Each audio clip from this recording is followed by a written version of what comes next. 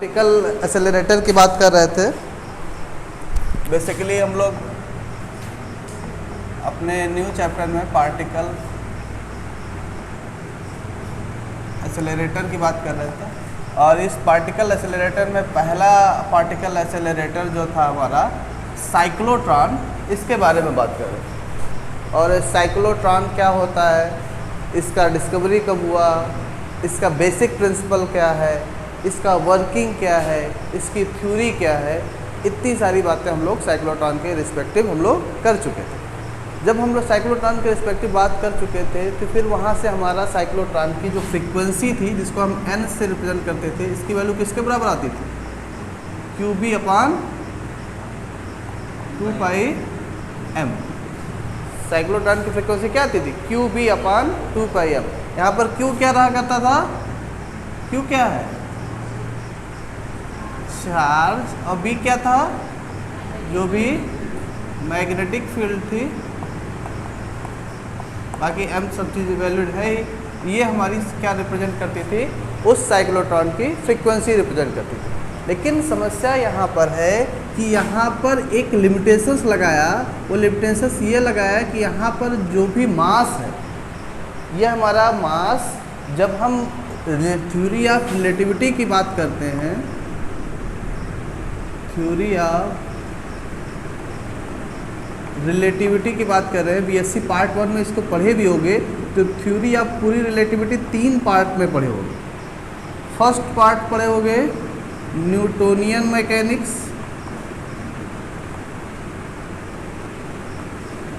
या जिसमें हम लोग पढ़ते थे गैलीलियन ट्रांसफॉर्मेशन।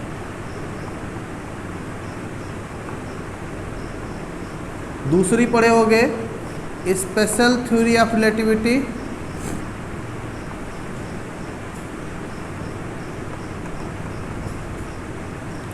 जिसमें हमको लोग पढ़ते होंगे लॉरेंज ट्रांसफॉर्मेशन। और तीसरी हम लोग पढ़े होंगे रिलेटिविस्टिक डायनेमिक्स। 3 पोर्शन में हम लोग अपनी थ्योरी ऑफ रिलेटिविटी ऑब्जर्व किए होंगे। फर्स्ट पोर्शन में जब ऑब्जर्व किए होंगे, जब रिलेटिविस्टिक यानी न्यूटोनियन मैकेनिक्स की बात कर रहे होंगे, तो वहाँ पर बताया गया होगा इस पूरे सिस्टम में हम जो वेलोसिटी की बात करते हैं, वो वेलोसिटी ऑफ लाइट के कंपैरिजन में मोर क्या होती है, लेस देन होती है। और थ्रू आउट द सिस्टम जो टाइम हमारा क्या होता है, वो यानी अगर एस फ्रेम ले रहे हैं, दूसरा एस डैश फ्रेम, ऐसे नहीं ऑब्जर्वेशन करते थे, एक फ्रेम एस लेते थे, एस फ्रेम हमारा क्या रहता था, स्टेशनरी रहता था, एस डैश हमारा क्या रहता था, जो हमारा V velocity, constant V velocity के साथ मूविंग में रहता था, इनर्शियल सिस्टम हुआ करता था। इनर्शिया का मतलब ये है ना, जब हम लॉ ऑफ इनर्शिया देते थे, क्या बोलते थे, कोई भी बॉडी अगर रेस्ट में है तो रेस्ट में ही रहेगी, अगर वो यूनिफॉर्म वेलोसिटी के साथ मोशन करे तो यूनिफॉर्म वेलोसिटी के साथ मोशन करती रहेगी। कब तक मोशन करती रहेगी, जब तक हम उस पर कोई एक्सटर्नल फोर्स ना अप्लाई करें। सेम यही सिनेरियो हम लोग यहाँ पर भी ऑब्जर्व करते थे। जब न्यूटोनियन मैकेनिक्स पढ़ते थे, वहाँ पर 2 फ्रेम ऑफ रेफरेंस कंसीडर करते थे कि फ्रेम ऑफ रेफरेंस मतलब एक इनर्शियल फ्रेम हुआ करता था, एक नॉन इनर्शियल फ्रेम हुआ करता था। इनर्शियल मतलब जो न्यूटन्स फर्स्ट लॉ को होल्ड करता था, यानी न्यूटन्स फर्स्ट लॉ मतलब 2 सिस्टम मानते थे फ्रेम ऑफ रेफरेंस, एक फ्रेम एस मानते थे, एक फ्रेम एस डैश मानते थे। और यहाँ ऑब्जर्व कर देते थे कि एस फ्रेम जो है हमारा स्टेशनरी है, यानी रेस्ट की पोजीशन में, और एस डैश हमारा कांस्टेंट वी वेलोसिटी के साथ मूव कर रहा है। उस रेफरेंस फ्रेम में हम बताते थे कि जो टाइम डोमेन है, यानी टाइम की वैल्यू है, वो हर एक फ्रेम ऑफ रेफरेंस में क्या होती थी, सेम होती थी। चाहे वो फ्रेम हमारा टाइम हमारा रेस्ट फ्रेम की बात कर रहे हो, चाहे हम मूविंग फ्रेम की बात करो, कि टाइम की वैल्यू दोनों में क्या होती थी, सेम होती थी। कहाँ पे, न्यूटोनियन मैकेनिक्स में। और क्या होता था कि वहाँ पर जो भी जिस भी पार्टिकल की वेलोसिटी की बात करते थे, वो वेलोसिटी ऑफ लाइट के कंपैरिजन में मोर लेस देन होती थी। ऐसा हम लोग न्यूटोनियन मैकेनिक्स में ऑब्जर्व करते। फिर थोड़ी कहानी आगे बढ़ी, फिर सारी चीज़ें कंट्राडिक्ट करने गई। जब हम स्पेशल थ्योरी ऑफ रिलेटिविटी की तरफ आगे बढ़े, तो हमारे पास सबसे पहला एक्सपेरिमेंट हमारे पास आया, माइकलसन मोरले एक्सपेरिमेंट। नाम सुने होंगे, पढ़े भी होंगे। माइकलसन मोरले एक्सपेरिमेंट आया, और माइकलसन मोरले एक्सपेरिमेंट जब हम लोग एक्सप्लेन किए होंगे, तो वहाँ पर ईथर का कॉन्सेप्ट आया होगा। और ईथर के कॉन्सेप्ट पे हम लोग वहाँ पर ये डिफाइन करने की कोशिश किया। सबसे पहला existence special theory of relativity में वहाँ निकल के आया कि जो हम यहाँ कह रहे हैं कि वेलोसिटी ऑफ लाइट की जो वैल्यू है, अच्छा यहाँ पर एक चीज़ और करते थे कि वेलोसिटी जो पैरामीटर हुआ करता था, मतलब न्यूटोनियन मैकेनिक्स में, वो एक फ्रेम से दूसरे फ्रेम में जाता था तो वेलोसिटी चेंज हो जाया करती थी, क्योंकि जब गैलीलियन ट्रांसफॉर्म पढ़ करते थे तो v minus U V plus U V बराबर यू प्लस ए टी आता था, सॉरी v बराबर v माइनस ए टी, मतलब कुछ भी वेरिएशन आ जाता था, यूटी वेरिएशन आ जाता था जब भी हम वेलोसिटी की बात करते थे, वेलोसिटी पैरामीटर के बारे में बात करते थे, जब एक फ्रेम से दूसरे फ्रेम में जाते थे। यानी न्यूटोनियन मैकेनिक्स में वेलोसिटी क्या हो जाया करती थी, चेंज हो गई। बस वेलोसिटी पैरामीटर ही एक ऐसा हुआ करता था पूरे न्यूटोनियन मैकेनिक्स में जो चेंज हो जाया करता। लेकिन जब स्पेशल थ्योरी ऑफ रिलेटिविटी में आया और माइकलसन मोले एक्सपेरिमेंट हम लोग एक एग्जामिन में लिए, तो वहाँ सबसे पहला कंट्राडिक्शन यही हुआ कि हम लोग यहाँ जो बताते थे कि न्यूटोनियन मैकेनिक्स में वेलोसिटी एक फ्रेम से दूसरे फ्रेम में जाने पे चेंज हो जाती थी, यहाँ तुमको क्या दिखाई देना है कि एक फ्रेम से दूसरे फ्रेम में अगर हम कोई पार्टिकल की वेलोसिटी ले जाते तो उसकी वेलोसिटी क्या हो जाती थी, सेम रहती थी। इसलिए हम वेलोसिटी ऑफ लाइट की बात करते हैं।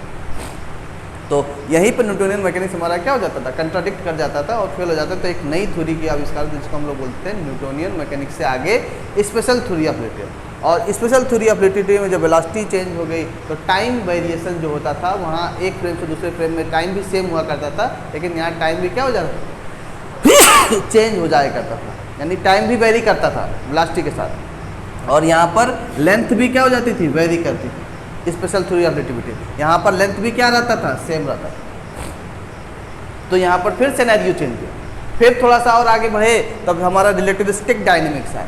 यहाँ तक हम लोग बोलते थे, इस दोनों मैकेनिक्स तक हम लोग बोलते थे कि मास जो होता है सॉरी मास जो होता है वो इंडिपेंडेंट ऑफ मोशन होता है, मतलब मास कभी मोशन पे डिपेंड नहीं करता है पूरे न्यूटोनियन मैकेनिक्स में। लेकिन जब हम रिलेटिविस्टिक डोमेन में आए तो यहाँ बताया कि ऐसा नहीं है, यहाँ मास भी वेलोसिटी के साथ वेरी करता है, और उसको हम लोग मूविंग मास या m0 के ना या रेस्ट मास m0 के बीच में वेरिएशन निकाले तो हमको एक रिजल्ट मिला m बराबर one minus we square upon c square. ये variation of mass with velocity नाम से टॉपिक पढ़े हो रिलेटिविस्टिक डायनेमिक्स में। मतलब यहाँ दो सिनेरियो तक हम लोग बोलते थे कि मास भी क्या होता था, इंडिपेंडेंट ऑफ मोशन होता था, मतलब मोशन पे डिपेंड नहीं करता है। लेकिन जब रिलेटिविस्टिक डायनेमिक्स वाला पोर्शन पढ़ने लगे थ्योरी ऑफ रिलेटिविटी में, तो वहाँ ये भी ऑब्जर्व किए कि मास भी वेलोसिटी के साथ क्या करता है, वेरी करता है रिलेटिविस्टिक डोमेन में। तो यानी m बराबर m नॉट, यहाँ पर m नॉट क्या था हमारा, रेस्ट मास,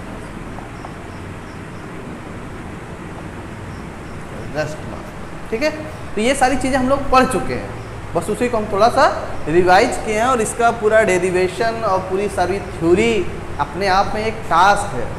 ये पूरी जो थ्योरी ऑफ रिलेटिविटी है ये अपने आप में पूरी टास्क है, और ये पूरा एक तरह से थ्योरेटिकल एस्पेक्ट्स है, इसका कोई एविडेंस नहीं है, प्रैक्टिकली एविडेंस नहीं है। नहीं तो अगर देखो अभी तक तो ऐसा चल रहा है कि हम लोग जान गए कि इस स्पेशल थ्योरी ऑफ रिलेटिविटी में किसी भी पार्टिकल की अप्रॉक्सीमेट इक्वल टू सी है, not equal to c, approximate equal to c है। लेकिन अगर कहीं ऐसा सिचुएशन आ गया कि अभी तक तो ऐसी बात हो रही थी, अगर ऐसी बात होने लगे तो फिर पूरी की पूरी रिलेटिविटी जो है वो चेंज हो जाएगी, या इक्वल ही हो जाए तो पूरी की पूरी चेंज हो जाएगा। अभी देखो जो गॉड पार्टिकल ये सब रिसर्च वर्क हो रहा है, ये सब इसी के नए अप्रोच में आ रहा है कि वहाँ पर उस पार्टिकल की वेलोसिटी ऑफ लाइट के कंपेरेबल लोग ऑब्जर्वेशन किए, लेकिन अभी भी कोई उसका एक्सपेरिमेंटल एविडेंस एग्जैक्टली नहीं मिल पाया। लेकिन अगर ऐसा मिलता है कि वेलोसिटी ऑफ लाइट से एक्सीड होने लगती है किसी भी पार्टिकल की वेलोसिटी, तो जो हमारा थ्योरी ऑफ रिलेटिविटी है एक नई थ्योरी ऑफ रिलेटिविटी हम लोग को पढ़ने को मिलेगा, जहाँ से उससे पहले की जितनी भी रिलेटिविटी है सब कंट्राडिक्ट करने लगेगी। जैसे न्यूटोनियन मैकेनिक्स फेल हो गया, स्पेशल थ्योरी ऑफ रिलेटिविटी भी फेल हो जाएगा, रिलेटिव डायनेमिक्स फेल हो जाएगा, तब एक नई मैकेनिक्स पढ़ोगे जहाँ पर किसी भी पार्टिकल की वेलोसिटी ऑफ लाइट से क्या कर जाएगी, एक्सीड। लेकिन ऐसा अभी फ़िलहाल हमारे अप्रोच से पॉसिबल नहीं है। लेकिन ऐसा नहीं है कोई भी चीज़ इम्पॉसिबल है, हो सकता है आदमी रिसर्च वर्क करे, माइंड जोड़े तो कहीं ना कहीं कुछ उसका आउटपुट हम लोग को मिल सकता। तो वही चीज़ सिनेरियो समझाना चाह रहे थे कि यहाँ पर भी एक, जब हम साइक्लोट्रॉन फ्रीक्वेंसी जब साइक्लोट्रॉन फ्रीक्वेंसी की बात कर रहे थे तो यहाँ पर जो भी ये मास इंक्लूड किए हैं, अगर हम इसको रिलेटिविस्टिक डोमेन में बात करेंगे, कहाँ क्या हो गया जी, फैन बंद हो गया।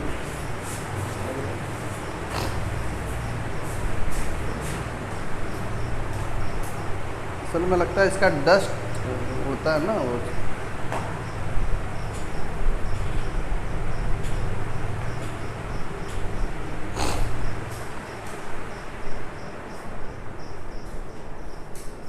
ठीक है, तो इस जो मास की वैल्यू है, ये रिलेटिविस्टिक डोमेन में मास की वैल्यू m ना होके बल्कि कितनी हो जाएगी, m बराबर m nought upon under root m minus square upon सी स्क्वायर, और यही लिमिटेशंस लगा के हम अपनी साइक्लोट्रॉन की जो थ्योरी है उसको कंप्लीट करते हैं। इसलिए थ्योरी में इसका कोई एग्जिस्टेंस हम लोग नहीं लेके चले हैं, बाद में एक लिमिटेशंस टॉपिक डाल के ये चीज़ बताना जरूरी है कि अगर यही सेम सिनेरियो जो पार्टिकल एक्सेलरेटर का साइक्लोट्रॉन के रूप में हम लोग ऑब्जर्वेशन कर रहे हैं, अगर यही रिलेटिविस्टिक डोमेन में जाता है तो इसका जो वेरिएशन होगा वेलोसिटी के साथ भी क्या होने लगेगा, मास भी वेलोसिटी के साथ क्या करने लगेगा, वेरी करने लगेगा। तो ये चीज़ जानना जरूरी है, और ये जो पूरी थ्योरी पढ़े हो ना, इसको एक बार रिवाइज जरूर कर लेना, कभी भी हमेशा के लिए तुम्हारे काम आने वाली चीज़ है। ठीक है, तो नेक्स्ट हेडिंग डाल देना limitations.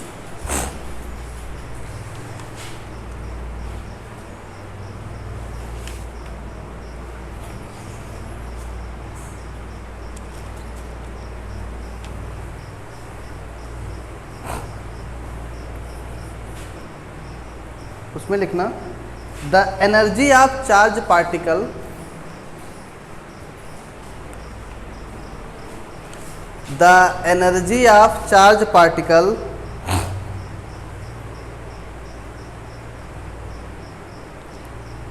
emerging emerging emerging from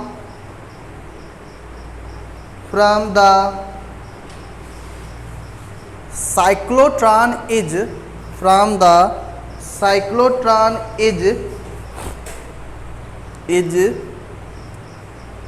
limited due to the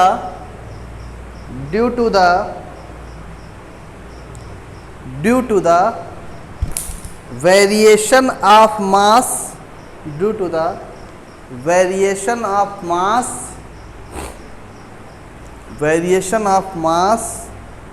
with velocity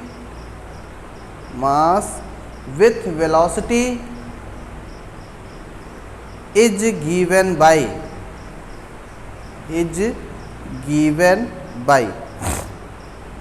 ठीक है, डैश कर दो, डैश करके ये लिख लो m बराबर m nought upon under root 1 minus we square upon C square.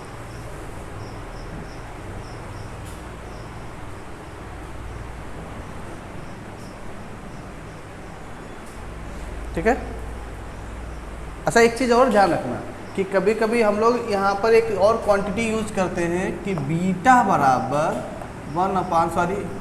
Gamma बराबर हम लोग यूज करते हैं 1 upon under root 1 minus we square upon C square. तो इसको हम m को इस तरह से भी लिख सकते हैं, लेकिन इसके लिखने की जरूरत नहीं है, लेकिन जानकारी होनी चाहिए।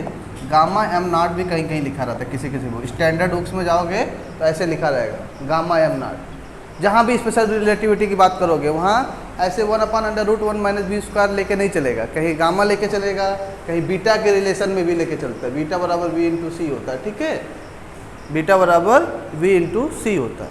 तो कई सारे फॉर्मेट्स में लेके चलता है, कहीं अगर यहाँ दिया है जैसे गामा बराबर लिखा रहता है 1 upon under root 1 minus beta square, लिख सकते हो ना इसी तरह। ऐसा बताना जरूरी है क्योंकि अभी क्लासिकल मैकेनिक्स की बुक पढ़ रहे होगे ना, क्लासिकल मैकेनिक्स सिंपल बुक पढ़ोगे तो वहाँ सिनेरियो सब चीज़ सही मिलेगा। लेकिन अभी क्लासिकल मैकेनिक्स की गोल्डस्टीन की बुक आती है, ये सबसे स्टैंडर्ड बुक होती है। इसमें जब फॉर्मेशन पढ़ोगे तो इसमें जो सिंबल्स यूज किए जा रहे हैं तो वहाँ पर तुमको ऐसे सिंपली तरीके से गामा बराबर 1 upon under root 1 minus B square कहीं मिलेगा ही नहीं।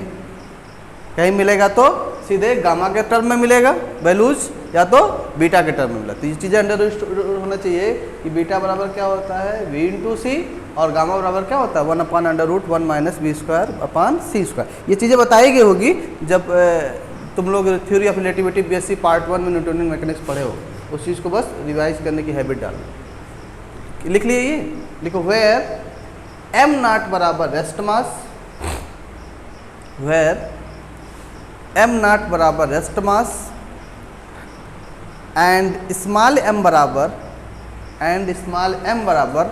मास इन मोशन,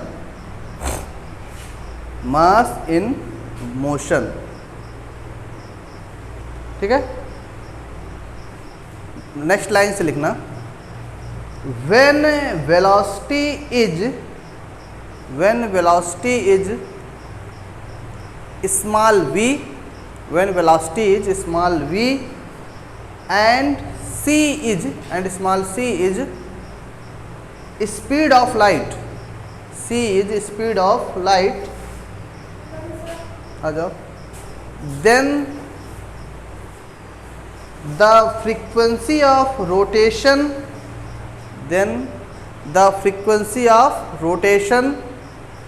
oblique oscillation,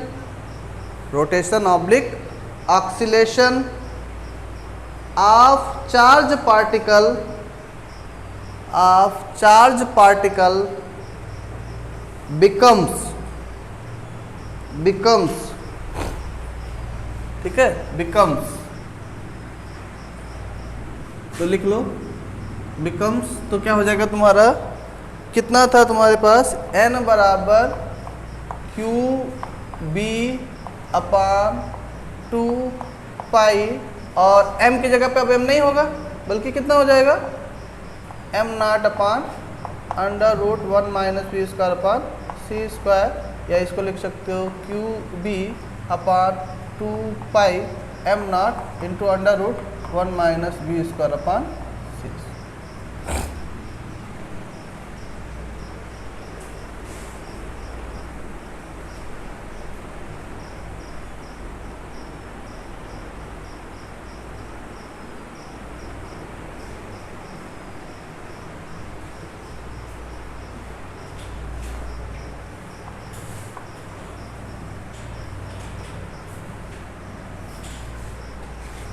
अच्छा, इसका मतलब क्या निकल के आया है कि ये जो फ्रीक्वेंसी है ये वेलोसिटी के क्या हो रही है, प्रोपोर्शनल वेरी कर रही है, वेलोसिटी के क्या हो रही है, प्रोपोर्शनल वेरी कर रही है उसकी फ्रीक्वेंसी। लिखो कि ऑब्वियसली ये हो गया,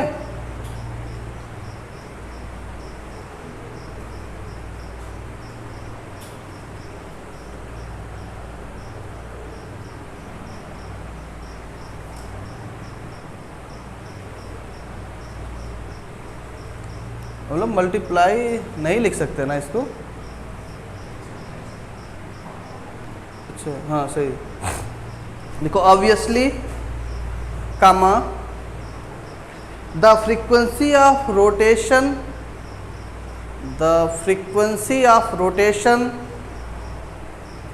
of the charge particle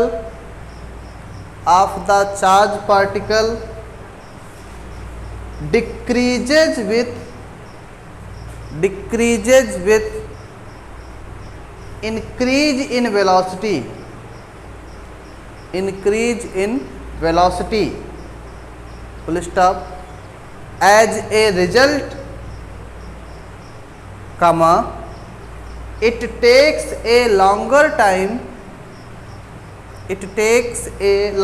time to complete semicircular path of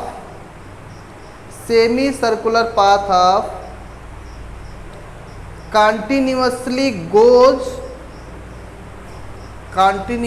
goes lagging, lagging behind the alternating potential difference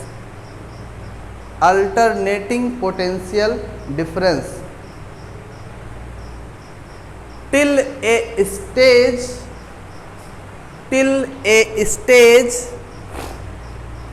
is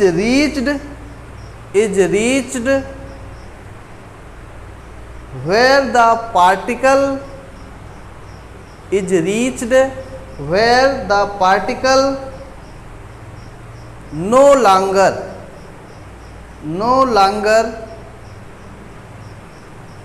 be accelerated further, ठीक है, फुल स्टॉप। नेक्स्ट लाइन से पैराग्राफ चेंज करके लिखना, फर्दर। नेक्स्ट लाइन से paragraph change करके, the frequency of the charge particle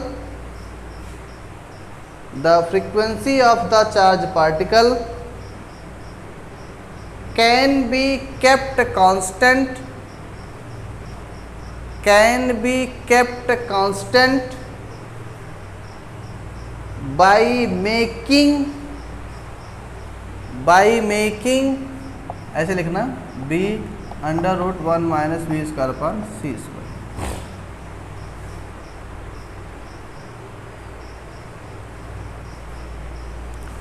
by making is constant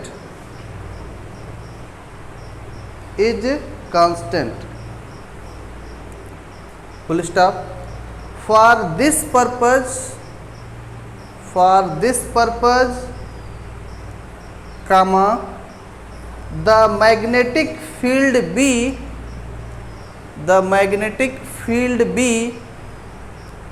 should increases as the velocity of charge particles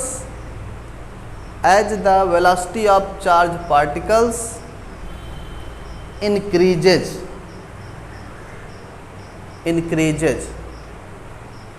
so फिर यही quantity लिखना, so b √1 - v² upon c² is unchanged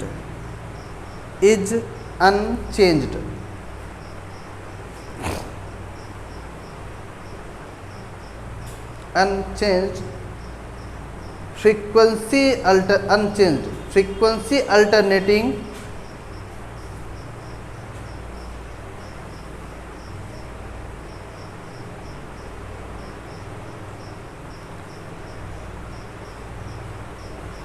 ऐसे लिखो, so the full stop unchanged लिख दिए, next line से full stop करके या उसी लाइन से लिखो, so the frequency alternating comma the frequency of alternating potential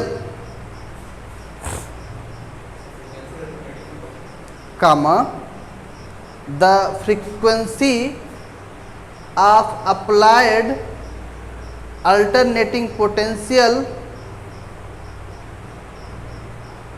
difference may be varied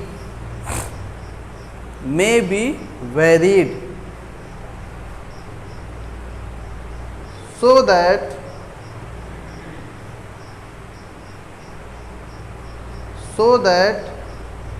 it is equal to the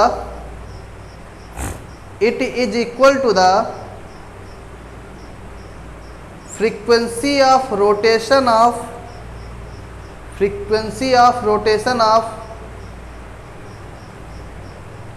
charge particles,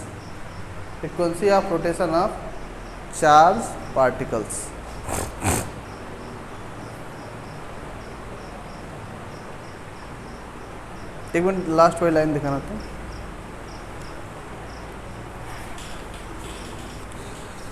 The frequency of charged particle can be kept constant by making it constant. For this purpose, the magnetic field B should increase. ये थोड़ा सा सही से लिखो पूरा increase। तुम shortcut लिखोगे तुम जान पाओगे, एग्जामिनर नहीं जान पाएगा। As velocity of charged particle increases, so beta is unchanged.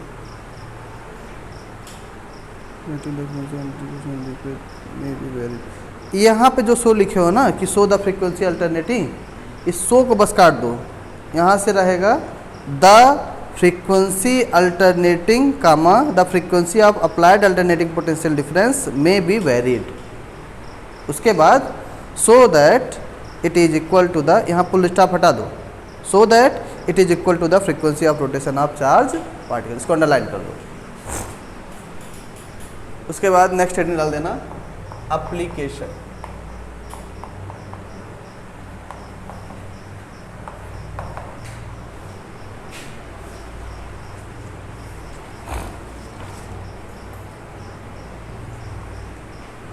ठीक है, सबसे मेन बात जो साइक्लोट्रॉन है वो रिसर्च लैब में सबसे ज़्यादा यूज़ किया जाता है, बेसिकली डिटेक्शन के लिए इलेक्ट्रोमैग्नेटिक वेव या न्यूक्लियर जो भी हमारे पार्टिकल्स हैं उनके इन्वेस्टिगेशन में, लाइक उसका फोर्स कितना है, उसकी स्ट्रांग इंटरेक्शन कितना है, उसका वीक इंटरेक्शन कितना है, इन सारी चीज़ों को डिटर्मिनेशन के लिए हम लोग साइक्लोट्रॉन्स का मेनली यूज़ करते हैं अपने रिसर्च लैब से। तो एप्लीकेशन हेडिंग डाल लो और उसमें लिखो कि cyclotron are used in cyclotron are used in researches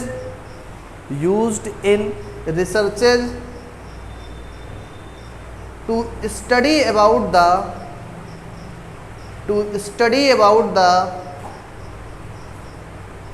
electromagnetic waves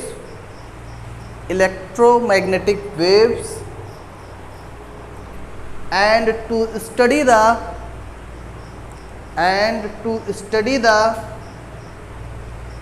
properties of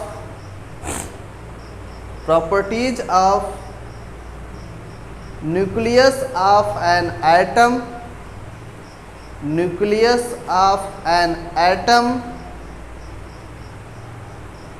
in nuclear physics full stop। Apart from researches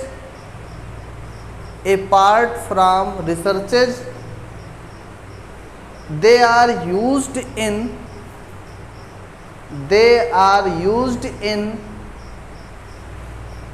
particle therapy THERAPY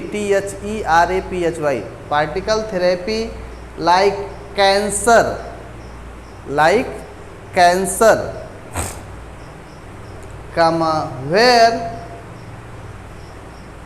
in the radiation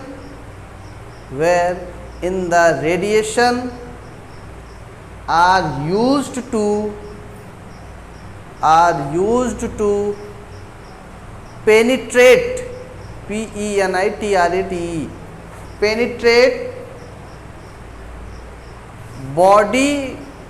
penetrate body tissues TISSUES body tissues and damage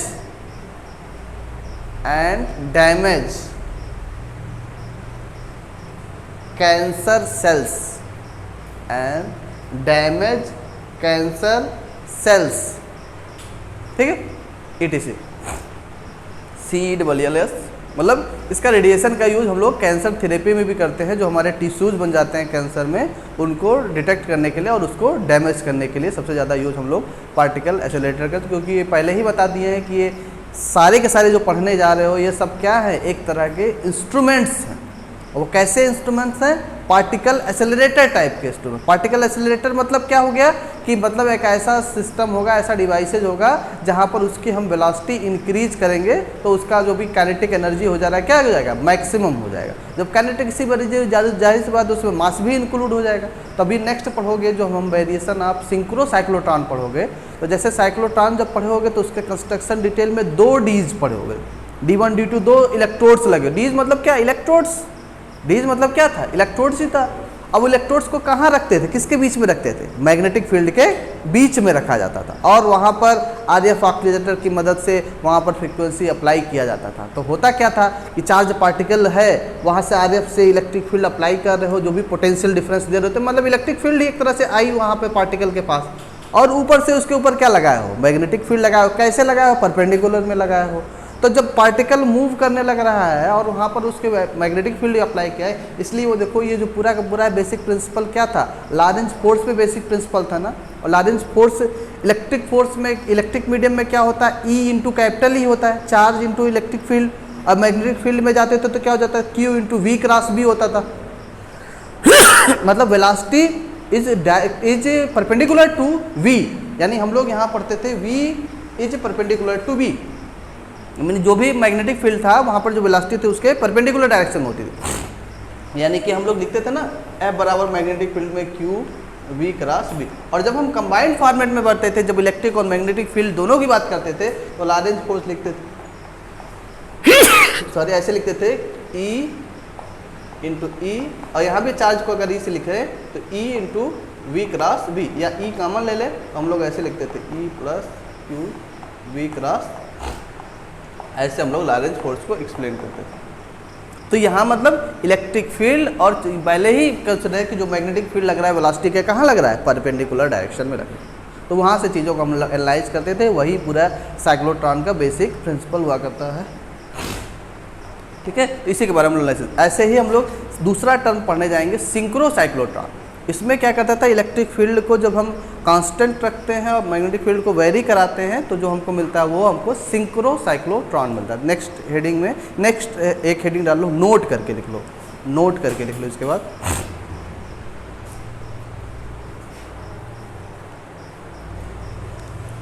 उसमें लिखना the machine in which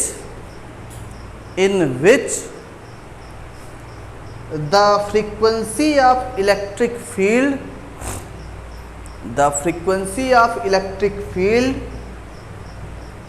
is kept constant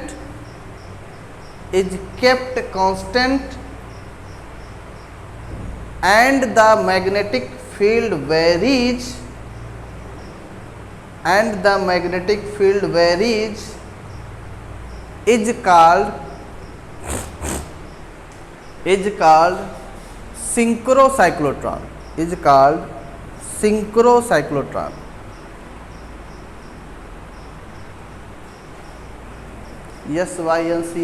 synchrocyclotron।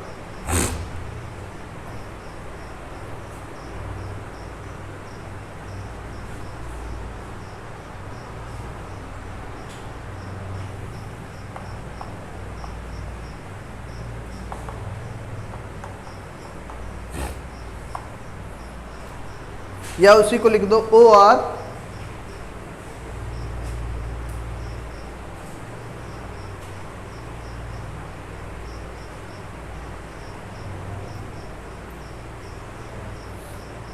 Synchrocyclotron. एक next line से लिखना, but लिखो, but the machine in which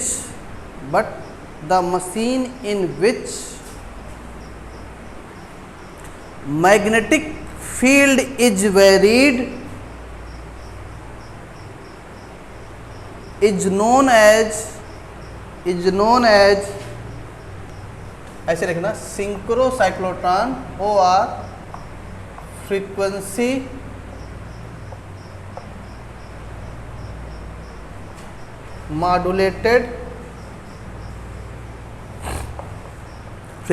modulated cyclotron. ठीक है, कल next lecture पे इनके बारे में चर्चा करेंगे कि what is the synchro cyclotron. हाँ, क्या करो, उसमें इलेक्ट्रिक फील्ड जब कांस्टेंट है और मैग्नेटिक फील्ड वेरीज कर रहा है तो उसको सिंक्रो साइक्लोट्रॉन भी बोलते हैं। लेकिन जब ओनली क्या कहा जा रहा है, मैग्नेटिक फील्ड वेरी कर रहा है तो उसको सिंक्रो साइक्लोट्रॉन, या उसी को एक और नाम देते हैं फ्रीक्वेंसी मॉड्यूलेटेड साइक्लोट्रॉन होते हैं। नेक्स्ट लेक्चर पे इसी पे पूरा कंप्लीट डिस्कशन करेंगे और इसकी प्यूरी थ्योरी, इसका पूरा बेसिक प्रिंसिपल, इसका वर्किंग एज सच हमारे साइक्लोट्रॉन की तरह। बस अंतर क्या होगा कि साइक्लोट्रॉन में 2 डीज यूज़ करते हैं, यानी 2 इलेक्ट्रोड्स यूज़ करते थे। उसी को हम लोग ने क्या करते हैं, मॉडिफाई करके, रिड्यूस करके 2 डीज की जगह एक सिंगल डी यूज़ करने लगे। तो सिंगल डी यूज़ करने से क्या होगा कि जो ज़्यादा पाथ कवर कर रहा था, ज़्यादा समय लग रहा था, वो समय क्या हो जाएगा, रिड्यूस हो जाएगा, और कम समय और पाथ जो उसका वेरी करेगा वो पूरा कंप्लीट। जैसे जानते हो कि जब पार्टिकल मूव करता है तो धीरे धीरे उसका रेडियस क्या होने लगता है, बढ़ने लगता है। उसका रेडियस क्या होने लगता है, बढ़ने लगता है।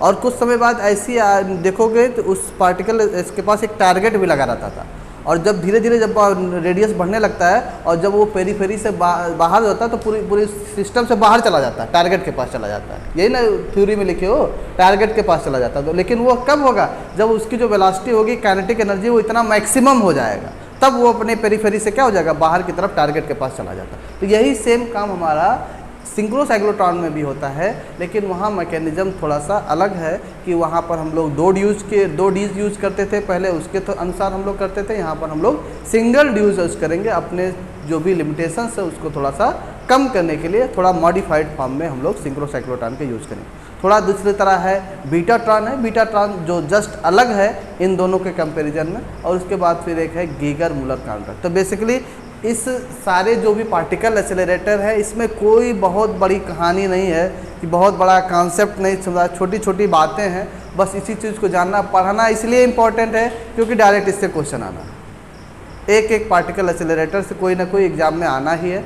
तो हमको सबसे पहली बात दिमाग में ये बैठाना है कि जो पार्टिकल एक्सेलरेटर को पढ़ना कैसे है, चीज़ों की ये भी जानकारी होनी चाहिए। जो कोई भी पार्टिकल एक्सेलरेटर वो है क्या, पार्टिकल एक्सेलरेटर उसका वर्क फंक्शन क्या है, वो किस प्रिंसिपल पे काम करता है, उसकी थ्योरीज क्या है, उसके वर्किंग प्रोसीजर क्या है, उसके एप्लीकेशंस क्या हैं, इसके अगर कहीं भी यूजेज है, इसके मेरिट्स क्या है, इसके डीमेरिट्स क्या है, इन सारी बातें के अगर इस इंस्ट्रूमेंट्स के बारे में हमको जानकारी है तो मोर देन सफिशिएंट हम लोग उसके बारे में काफ़ी कुछ जान रहे हैं। ऐसे ही हम लोग काम करेंगे साइक्लोट्रॉन के बारे में, ऐसे ही हम लोगों ने जानकारी लिया।